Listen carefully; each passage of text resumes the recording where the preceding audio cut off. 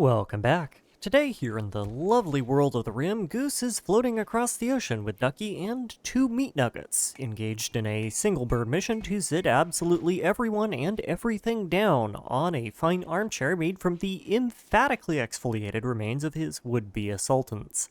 Otherwise known as a fairly average Rimworld experience, except for the part where we keep throwing furniture in the ocean. Our first raid of the day is a doozy. Quest raids bypass a lot of the threat level requirements in order to demand careful consideration or something, so every time I get a person being chased, I help them out if for no other reason than I want to turn them and the raiders following them into tasteful and understated sofas.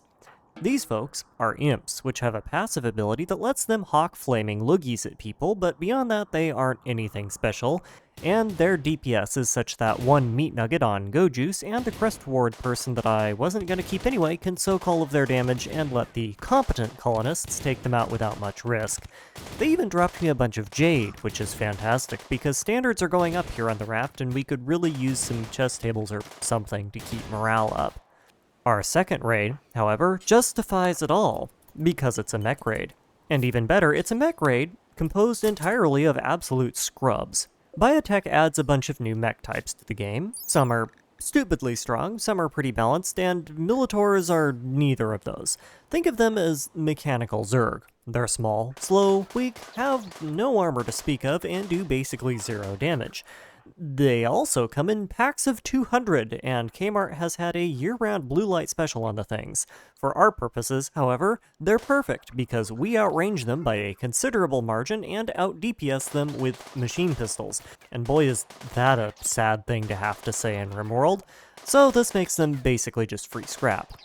Even better, they're worth a whole 7 steel apiece with my current crafting setup, netting us a whopping 49 steel and bonus 15 blast steel from their loot from the raid, at least at the cost of 1 bruised sternum and a few bullet wounds.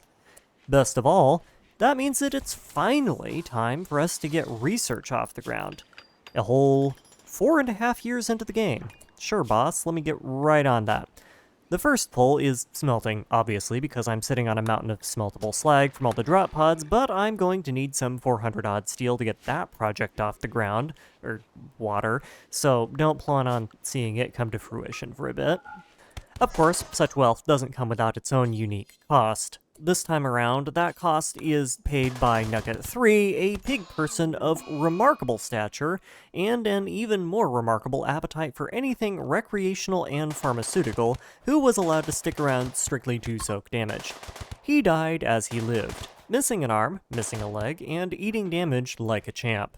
I would say that he'd be missed, but honestly it was about time for him to be replaced anyway, since he was, half the man he used to be when he signed up. Oh boy!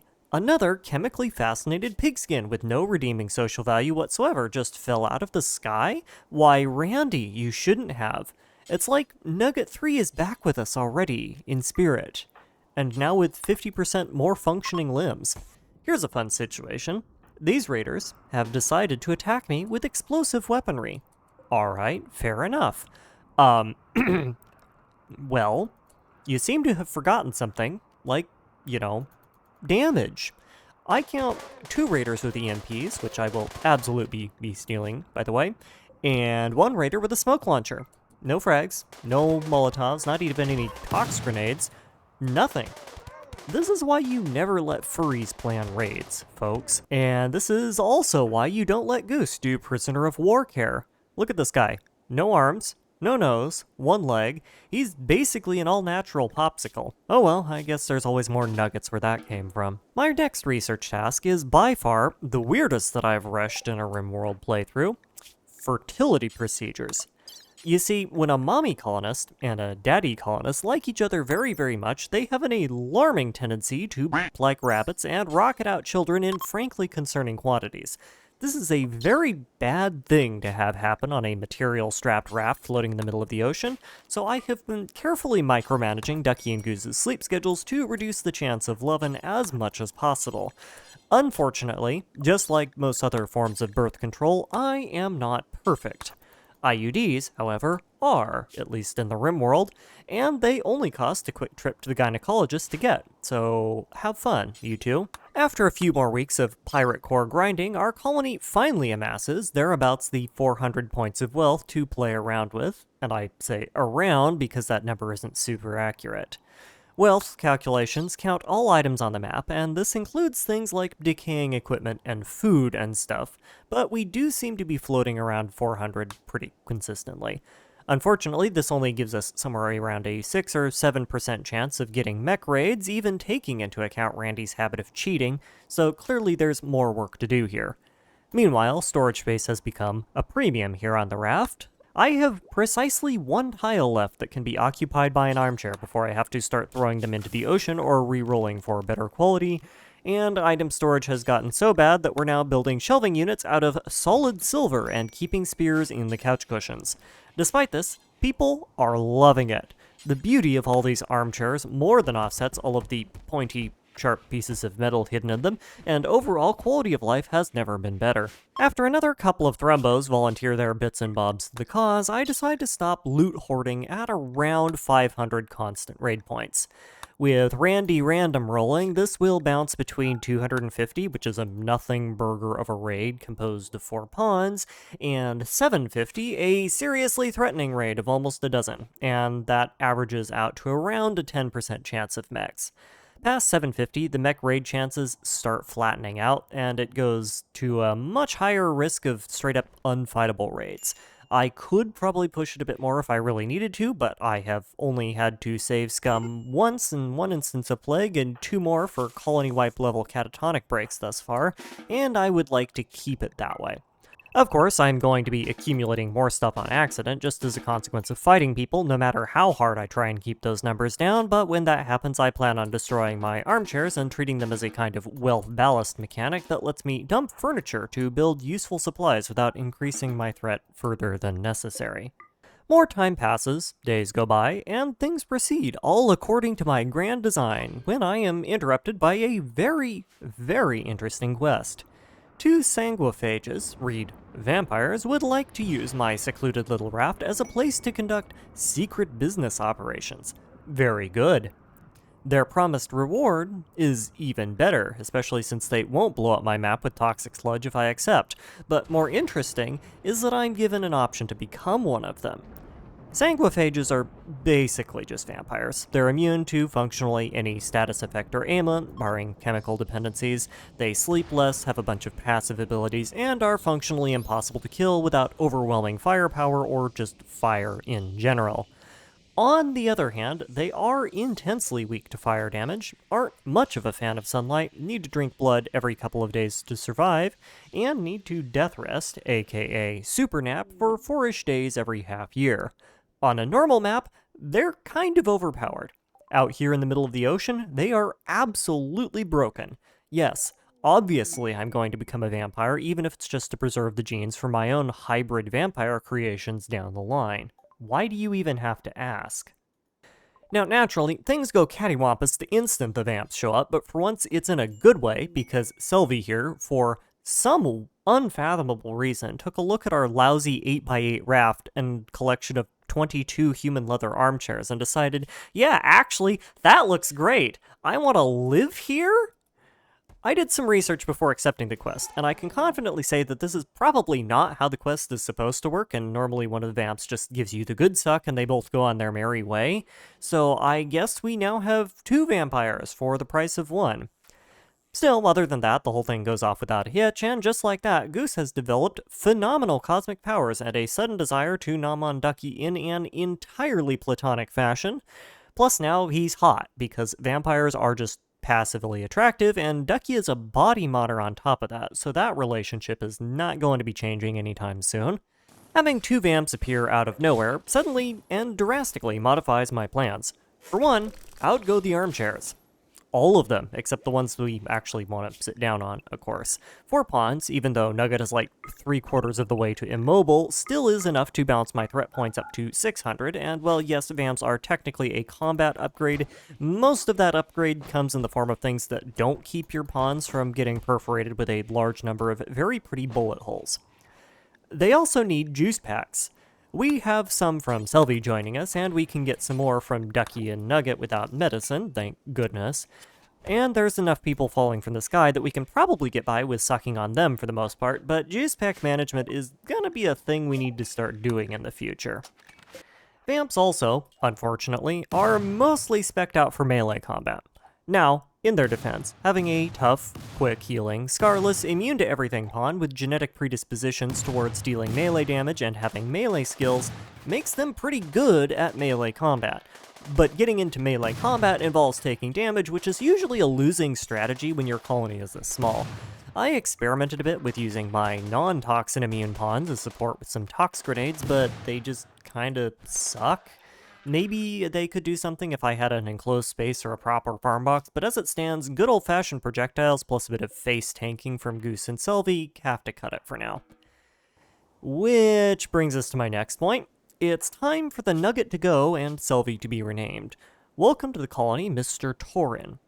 Vampires, unfortunately, need food, just like a regular pawn, and there's only so much fish to go around, and I don't particularly feel like blowing some 70-odd raid points trying to support a one-legged, now Scaria-ridden meat nugget, so there goes the nugget as well. The one positive thing about all of this is that as long as I'm careful, having a second vamp allows me to throw a functionally disposable pawn in situations that would be a one-way ticket to Jesus without really worrying about losing much of anything.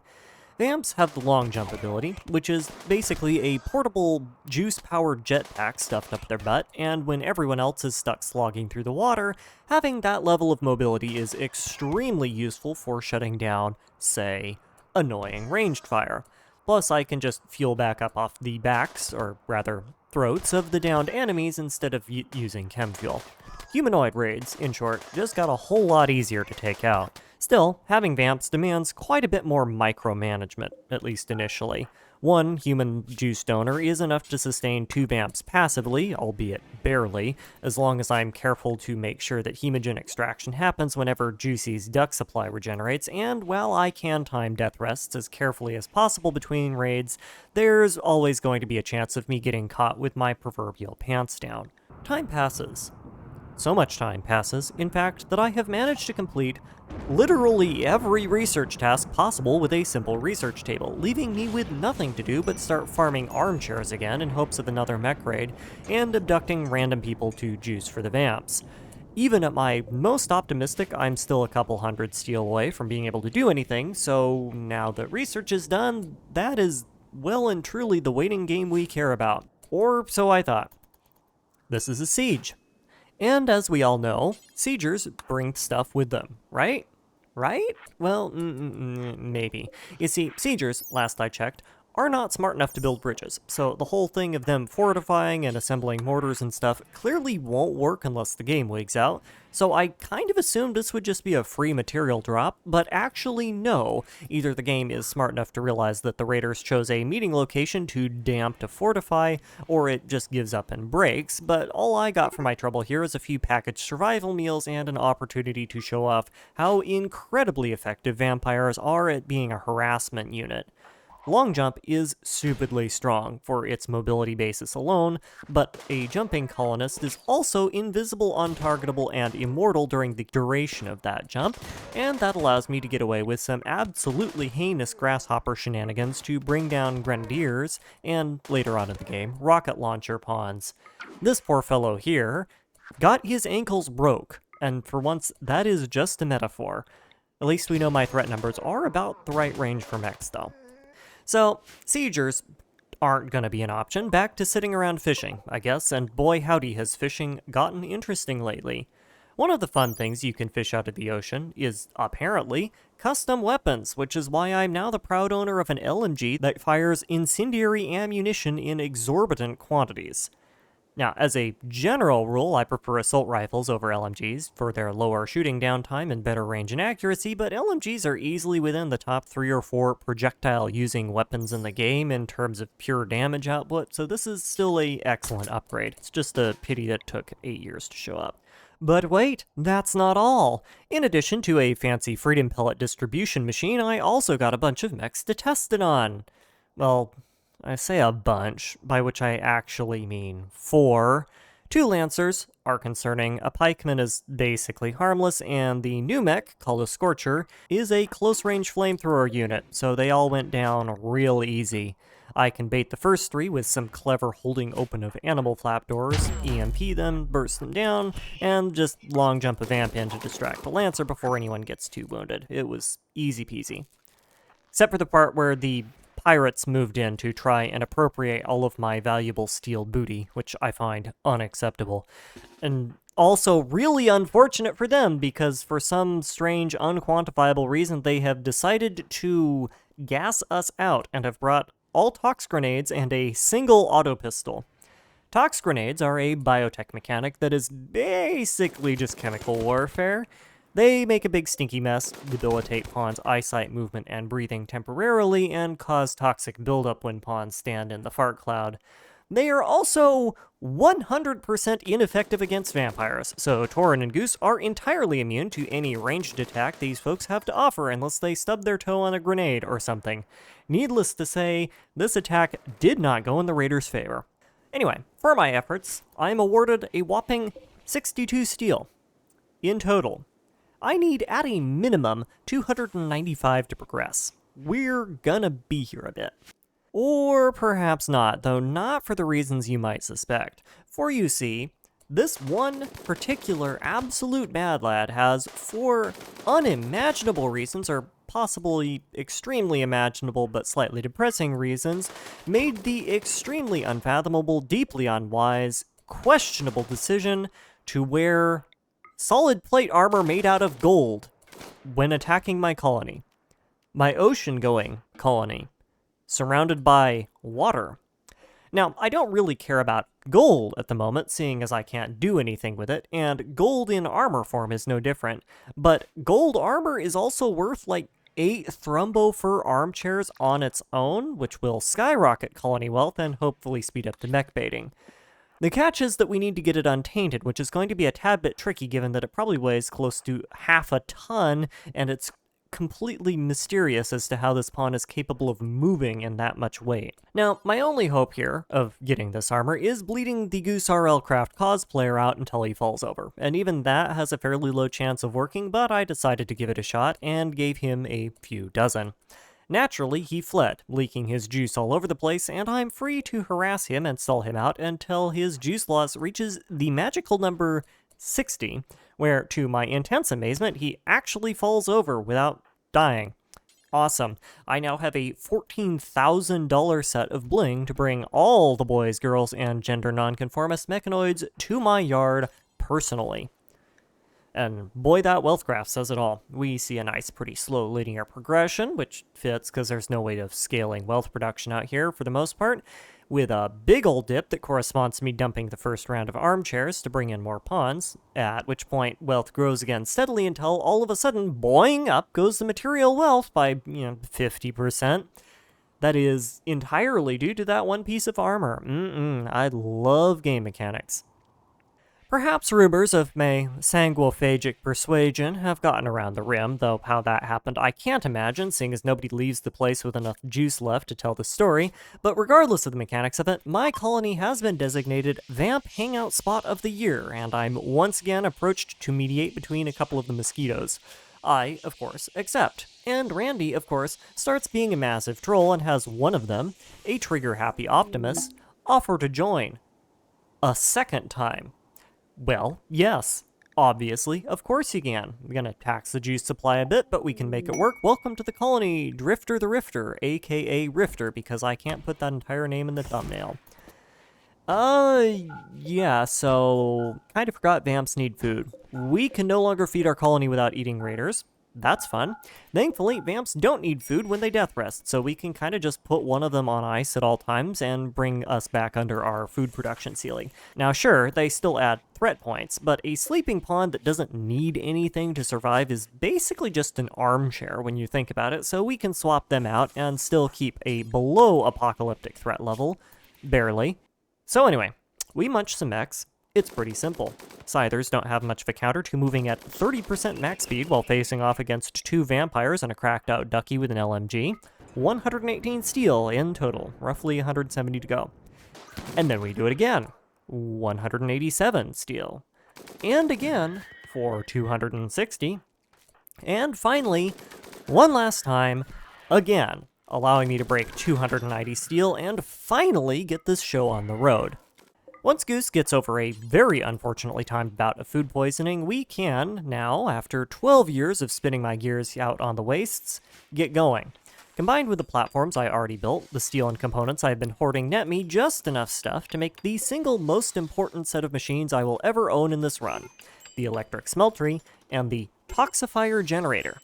The smeltery smelt things, obviously. The toxifier generator, however, is a little bit special, because unlike other forms of electricity production, this biotech machine is able to be placed on light terrain, saving me the cost of making a dedicated platform for it, with the trade-off being that I had to temporarily evict our resident blood donors that we had chilling in its place. It also produces free power, sort of, and while it definitely isn't a permanent addition, it is essential when we're starting out.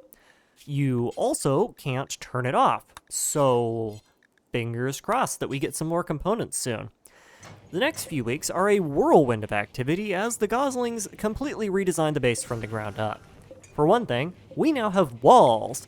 Now sure, steel walls aren't like the bee's knees or anything, but they also have a whopping 300 hit points, and when compared to the whopping 26 hit points of an animal leather animal flap, they are well over an order of magnitude better. With bridges also comes the ability to make the base bigger, which I embrace wholeheartedly.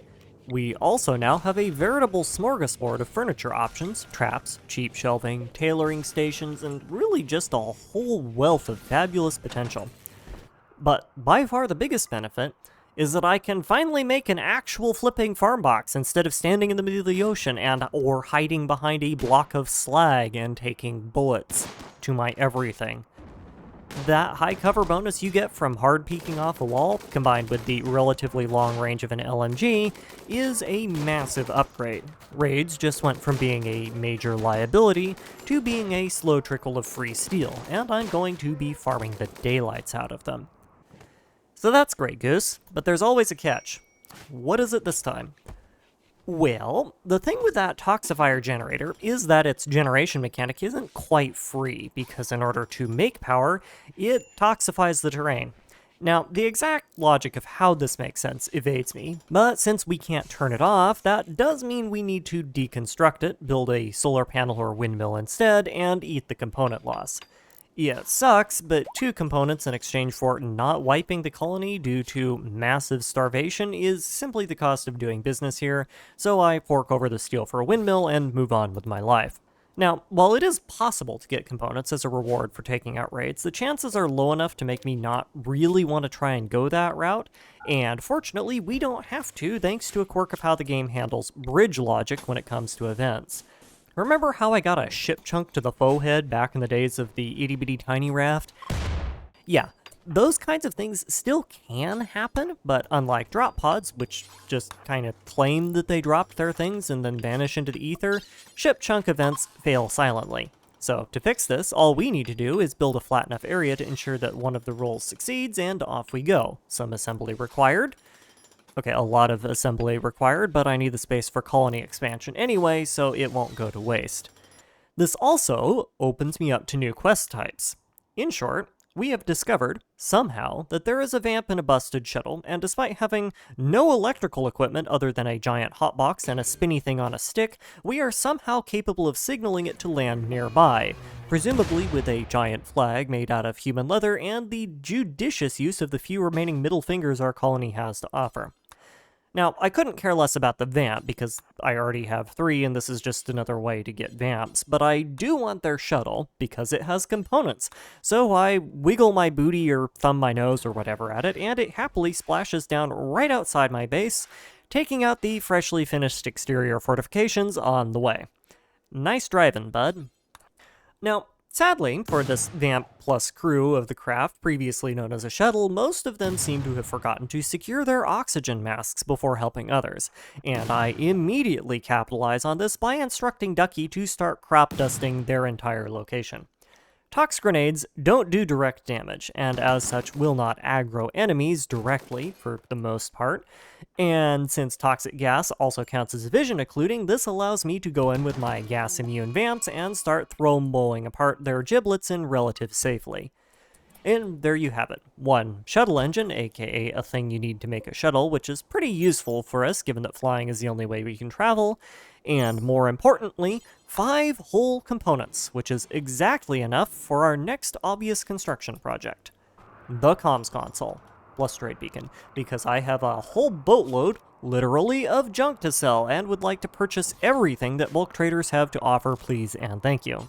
Now sure, the whole no battery situation means that we're not going to get anywhere close to 100% comms coverage, but I ain't going anywhere, and Randy is an impulsive little butt nugget, so he won't be able to resist the temptation forever. Of course, there's no rule against him deciding to give me a slave trader as my first ship either, so fine, then. Point taken, you win this time, Randy. I still got 10 components though, neener. Right, look, I like vamps. You like vamps. We all like vamps. There are currently 2 humans on this colony, and only one of them is actively donating blood. Randy, we cannot support more vamps. I literally have half the colony on ice right now, because we will starve otherwise. But yes, I will also absolutely take another free vampire with a free assault rifle and a double fire shooting passion. Yes sir, welcome to the colony. Chalky Milk. This is the 3rd vampire we've gotten from random colony join attempts. I think something is broken. Meanwhile, the trolling continues. Why yes, I would love to have like 20 Militors dropped directly in the middle of my base. Thanks for asking. This was not a direct raid drop event either. They just naturally decided to fall down here, and there's another 20 out there that I'm gonna have to deal with after all this is done. Steel was nice though. We like the steel. And yes, why sure, I would love to try and talk to an exotic goods trader while, extremely perforated by buckshot, and also kiting those 20 Militors that I just mentioned. Why not? That seems like a perfect time to do some shopping, right? All of that steel, and more, then gets dedicated to making a solution to the whole no food problem in the form of everyone's favorite gas station slot machine. Sure, people hate it, but on the other hand, the stuff it produces is so highly processed that people also won't be herking their guts up from all the food poisoning germs that they keep cramming down their stomachs, and I would like to be able to field more than 3 pawns at any given time, so they can live with it. For extra bonus fun, I even put in a tiny little solar-powered heat deletion setup in the back to keep everything nice and frosty.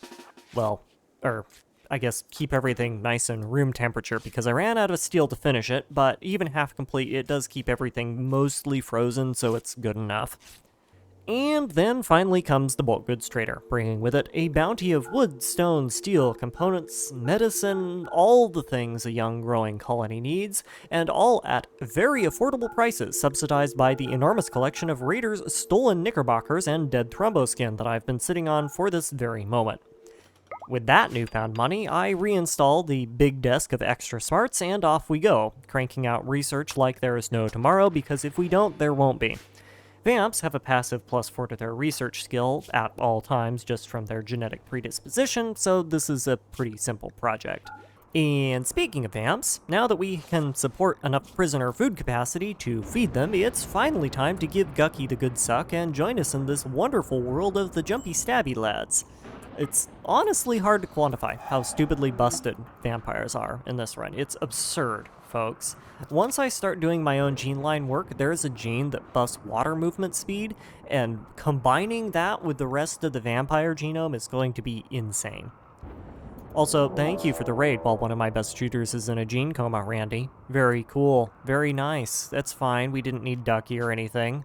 Help.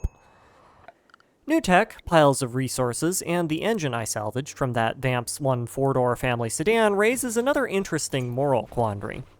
To what extent am I going to allow travel to other tiles?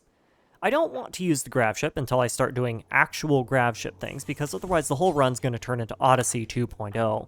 But my thinking here is that a shuttle is basically just a reusable drop pod, and I have largely already solved all of the early game challenges, so I decided to go ahead and make it. I'm going to avoid doing, like, goose level bulk map resource extraction from missions and whatnot, because that's kind of cheesy, but I figure some incidental salvaging for quests and stuff is fine as long as I keep the core of my production local to my ocean tile. While I'm thinking about it, we should get an actual production area set up as well, and get rid of the wind turbine in favor of some toxifier generators. Again, I have plans for how we're going to fund our little colony on the sea, and naturally they involve a great deal of pollution and war crimes, so we need to get those set up at some point.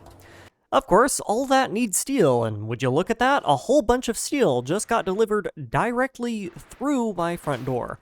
Rimazon famously takes the phrase same-day dropshipping a little bit too literally for its own good sometimes. Sadly, they got my order wrong, and instead of giving me a bunch of inanimate steel chunks like I asked for, they sent me an assortment of live raiders.